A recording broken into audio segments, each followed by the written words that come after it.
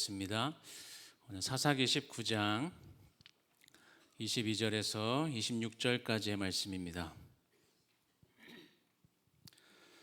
사사기 19장 22절에서 26절까지의 말씀 우리 한 절씩 교독하겠습니다. 그들의 마음을 즐겁게 할 때에 그 성읍의 불량배들이 그 집을 에워싸고 문을 두들기며 집주인 노인에게 말하여 이르되 내 집에 들어온 사람을 끌어내라. 우리가 그와 관계하리라 하니 아니라 내 형제들아 청하노니 이 같은 악행을 저지르지 말라. 이 사람이 내 집에 들어왔으니 이런 망령된 일을 행하지 말라. 보라 여기 내 처녀딸과 이 사람의 첩이 있은즉 내가 그들을 끌어내리니 너희가 그들을 욕보이든지 너희 눈에 좋은 대로 행하되 오직 이 사람에게는 이런 망령된 일을 행하지 말라 하나. 우리가 듣지 아니하므로 그 사람이 자기 첩을 붙잡아 그들에게 밖으로 끌어내매 그들이 그 여자와 관계하였고 밤새도록 그 여자를 농욕하다가 새벽 미명에 놓은지라. 함께 보겠습니다. 동틀 때에 여인이 자기의 주인이 있는 그 사람의 집 문에 이르러 엎드려져 밟기까지 거기 엎드려져 있더라. 아멘. 우리 옆에 분들과 함께 인사할까요? 사랑합니다. 축복합니다. 네. 여러분 우리는 살아가면서 참 많은 선택들을 하면서 살아가게 됩니다. 가정에서도 그렇고 일터에서도 그렇고 여러 가지 사람들과의 관계 속에서 그 상황에 맞는 선택들을 하기 위해서 우리는 또한 많은 생각들을 하게 되는데 그러한 우리의 선택은 대부분 우리 스스로 생각하기에 충분히 합리적인 판단, 이게 맞다라고 생각되고 이게 최선이다라고 생각되고 혹은 어쩔 수 없는 상황이다라고 하는 그런 생각들, 그런 판단들을 가지고 우리는 선택을 하게 됩니다. 그런데 여러분 우리가 무엇인가를 선택할 때 이게 맞고 충분히 합리적이고 또 스스로 옳다고 여기는 그 판단의 기준에 대해서 여러분들은 얼마나 고민하고 계십니까? 경험이나 연륜, 전통 이런 거 다 내려놓고 그냥 정말 중요한 그 선택의 순간 앞에서 내 판단의 기준이 정말 옳은 것인지 정말 하나님이 원하시는 것이 맞는지를 진지하게 스스로에게 질문하고 있는지를 다시금 돌아보시기를 바랍니다. 오늘 사사기 19장에는 선택을 하기 위한 그 판단의 기준에 대해서 스스로에게 질문을 하고 있는 것인지 아닌지를 그것이 우리의 삶 가운데 얼마나 중요한지를 이스라엘 백성들의 그 역사를 통해서 우리에게 분명히 보여주는 사건이 하나가 기록이 되어 있습니다. 우리가 사사 시대를 살아가고 있는 그 사람들, 이스라엘 백성들의 영적 분위기를 너무나 잘 알고 있죠. 우리가 익숙하게 알고 있는 말씀 뭐가 있습니까? 그때에 이스라엘에 왕이 없으므로 사람이 각기 자기의 소견에 옳은 대로 행하였더라. 이게 사사 시대의 영적인 그 분위기였죠. 여러분 왕이 없다라는 건 단순히 나라를 다스릴 지도자가 없다라는 게 아닙니다. 지금 이스라엘 백성들이 하나님의 통치를 거부했다라는 거죠. 그런데 하나님의 통치가 사라진 자리에는 반드시 무엇인가가 그 빈자리를 채우게 되는데 그것이 무엇인가 하면 각자 옳다고 여기는 자기 소견이라는 겁니다. 하나님의 통치를 거부하고 자기 소견이 극에 달했을 때 어떤 상황이 펼쳐지는지를 본문의 내용들을 통해서 우리가 살펴보면 내용의 스토리는 이렇습니다. 한 레위인과 첩이 등장을 하는데 이 레위인은 이스라엘의 성막을 섬기도록 구별된 사람이었죠. 이 상황 속에 그 첩이 이 레위인을 떠나서 쉽게 친정으로 돌아갑니다. 그래서 레위인이 몇 달 후에 이 첩을 다시금 데리러 그 처갓집으로 가는데 그곳에서 며칠 머무르고 다시 돌아오는 길에 하룻밤을 머물기 위해서 베냐민 지파의 성읍이었던 기브아로 들어갑니다. 그래서 거기서 이 레위인과 첩이 기브아의 넓은 그 거리, 광장과 같은 곳에 앉아서 기다려요. 이 성읍의 넓은 거리에 이들이 앉아 있었던 이유는 이 당시 고대 근동의 그 문화 속에서는 나그네를 환대하는 문화가 있었기 때문에 누군가가 자신들을 집으로 초대하기를 지금 기다리고 있었습니다. 근데 오래 기다렸는데 기부할 사람들 중에 그 누구도 이들을 집으로 초대하지 않았어요. 그러다가 저녁이 됐을 때 이 기부할 사람이 아닌 베냐민 출신이 아닌 에브라임 출신의 어느 한 노인이 일을 하고 돌아오다가 이들을 발견하고 자기 집으로 초대를 합니다.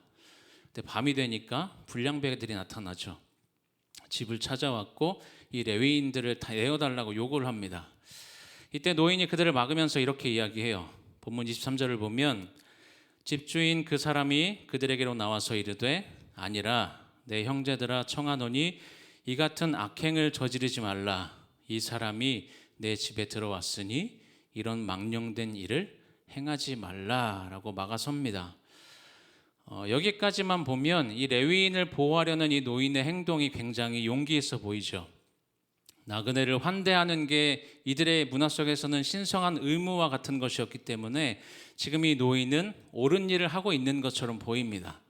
근데 그 다음 절 24절 말씀을 보면 보라 여기 내 처녀딸과 이 사람의 첩이 있은즉 내가 그들을 끌어내리니 너희가 그들을 욕보이든지 너희 눈에 좋은 대로 행하되 오직 이 사람에게는 이런 망령된 일을 행하지 말라라고 이야기를 해요. 이 노인은 불량배들의 악행을 막으려고 했던 건 맞습니다.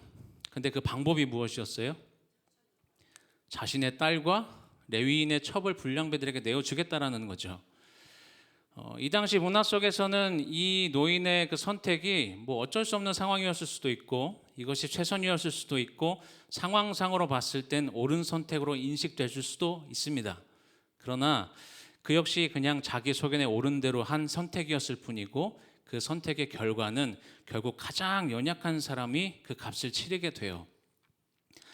레위인이 자신의 첩을 불량배들에게 내어줍니다. 결국 레위인의 첩이 죽게 되죠. 기부와 성읍에 이런 밤에 이런 일들이 벌어지는 이 상황 속에서 사실 아무도 신경 쓰지 않은 것 같아요. 어떤 기록도 있지가 않으니까. 여러분 오늘 본문의 말씀을 처음으로 들어야 했던 그 이스라엘 공동체가 지금 이 말씀을 들었을 때 무슨 생각이 들었을까요?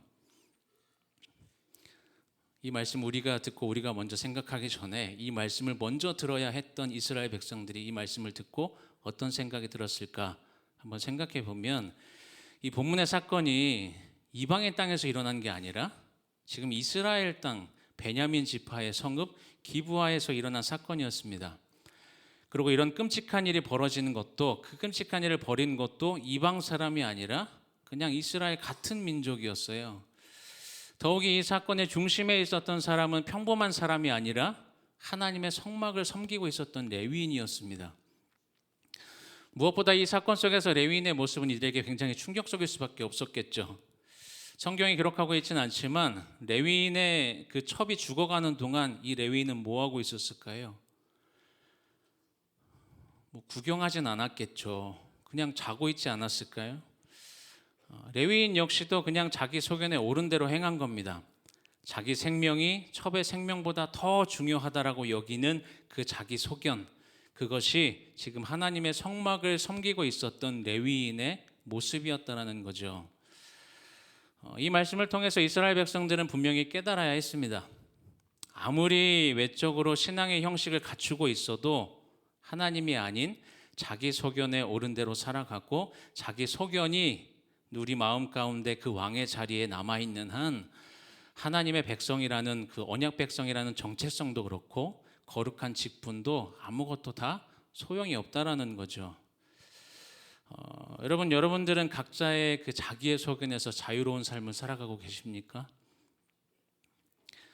사실 우리가 본문에 기록된 이 노인이나 레위인의 모습을 보면서 사실 판단할 수도 있는데 우리에게 그런 판단할 수 있는 이 자격이 있을까요? 어쩌면 돌아보면 우리가 이 노인과 레위인 같은 삶을 살아가고 있지는 않는지 다시금 돌아보셔야 합니다. 이 집 주인이었던 노인은 나그네를 집으로 초대했어요. 또 저녁도 줬고 발을 씻게 해줬습니다.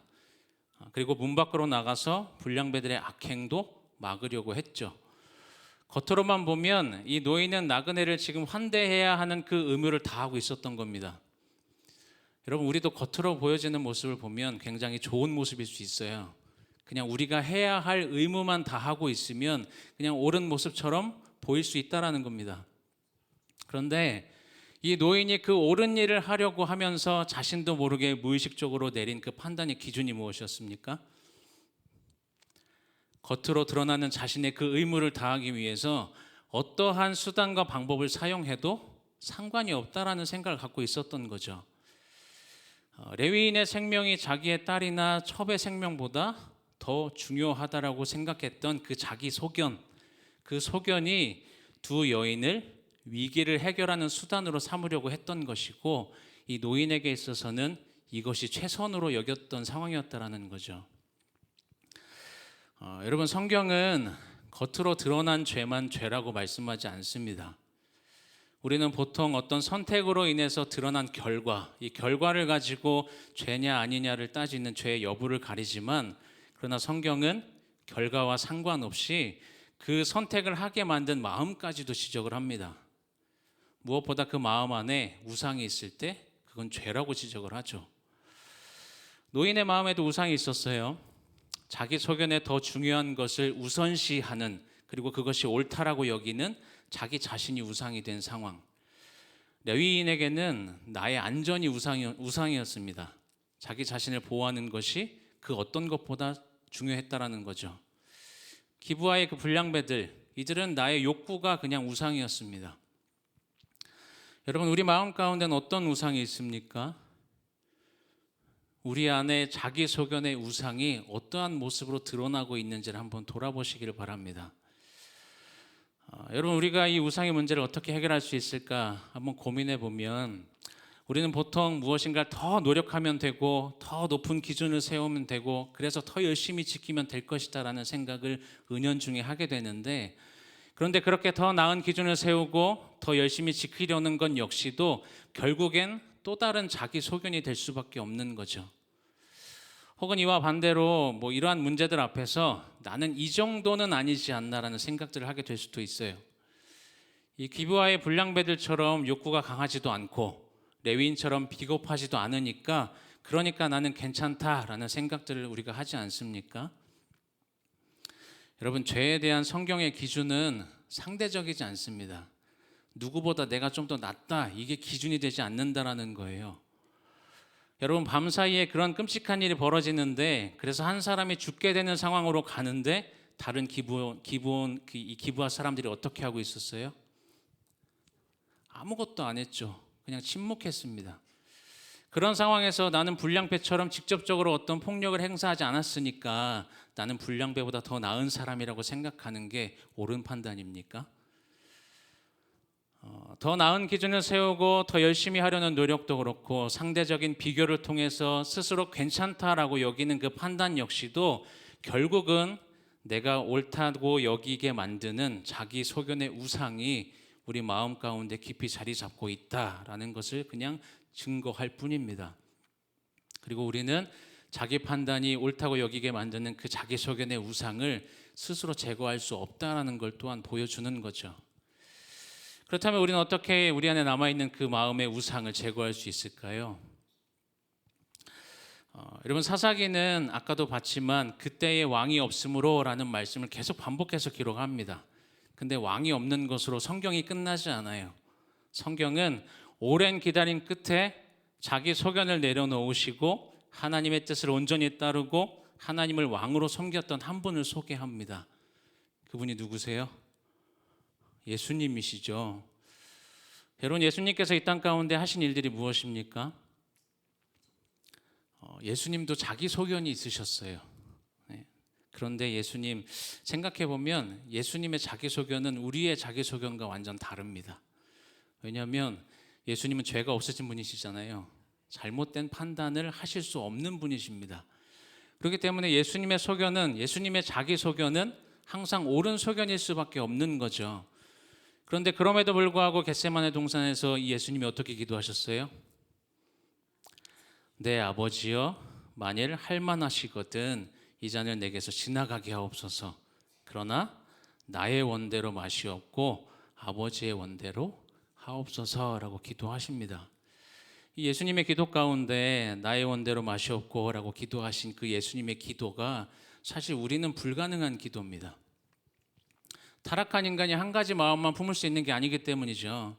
우리가 입술로는 나의 원대로 마시옵고 라고 고백해도 그때 그 마음이 진심이어도 사실 타락한 우리의 마음 한켠에는 자기 소견에 옳은 대로 하고 싶은 그 마음이 늘 죄성으로 자리 잡고 있다는 겁니다. 그러나 예수님은 나의 원대로 마시옵고라고 기도하셨을 뿐만 아니라 그 기도대로 행동하셨고 그래서 그 기도대로 죽으셨습니다. 예수님은 오늘 본문에서 죽임을 당한 그 이름 없는 여인처럼 사람들에게 넘겨지고 폭력을 당하고 제자들에게 배신을 당하셨죠. 이뿐 아니라 십자가에서 나의 하나님 어찌하여 나를 버리셨나이까 라고 외칠 정도로 하나님과의 그 관계 속에서도 철저하게 버림당함을 경험하십니다. 왜 예수님께서 이렇게까지 자기 소견을 내려놓으시고 고통과 수치와 외면을 당하는 자리에 직접 들어가셨을까요? 바로 우리가 각자 자기 소견에 옳은 대로 행해서 낳았던 그 모든 죄의 값을 담당하시기 위해서 그래서 예수님은 십자가를 지시고 죽임을 당하신 거죠. 예수님께서 그렇게 죽으신 것으로 끝난 게 아니라 자기 소견을 내려놓으시고 예수님께서 죽으신 것으로 끝난 것이 아니라 예수님은 3일 만에 죽은 자들 가운데서 다시 살아나셨습니다. 여러분, 예수님의 그 부활이 오늘 말씀과 연결지어서 우리에게 주는 의미가 있다면 자기 소견을 내려놓는 건 우리가 무엇인가를 잃어버리는 상실이 아니라 오히려 우리에게 생명이라는 것을 말씀하고 있죠. 그래서 내가 스스로 옳게 여길 수 있는 것, 그 옳게 여기는 것을 포기할 수 있는 그 근거가 오직 십자가와 이 부활의 은혜뿐이라는 것을 우리에게 말씀합니다. 자기 소견을 내려놓으셔야 할 이유가 전혀 없으셨던 이 예수님이 그 모든 것을 완전히 내려놓으시고 십자가의 자리로 들어가셨죠. 자기 목숨을 지키는 것이 자기 소견에 옳았던 이 레위인이 자신의 첩을 사람들에게 내어줄 때 예수님은 자기의 생명을, 자기의 목숨을 내어주셨습니다. 그렇게 우리의 모든 죄를 담당하신 예수님은 지금 우리 안에 여전히 살아 역사하시고 우리를 다스리고 계신 우리의 왕 되심을 믿으시기 바랍니다. 그 왕이신 예수님의 은혜가 우리의 마음을 가득 채울 때 우리 자신의 자기 소견에 옳은 대로 행했던 자기 소견의 우상은 왕의 자리에서 제거될 수밖에 없는 거죠. 자기 소견의 우상은 우리가 노력해서 제거되는 게 아니라 왕 되신 예수 그리스도의 은혜가 너무나 크고 아름다우셔서 그 예수 그리스도 앞에서 자기 소견이 더 이상 왕처럼 느껴지지 않게 되는 거죠.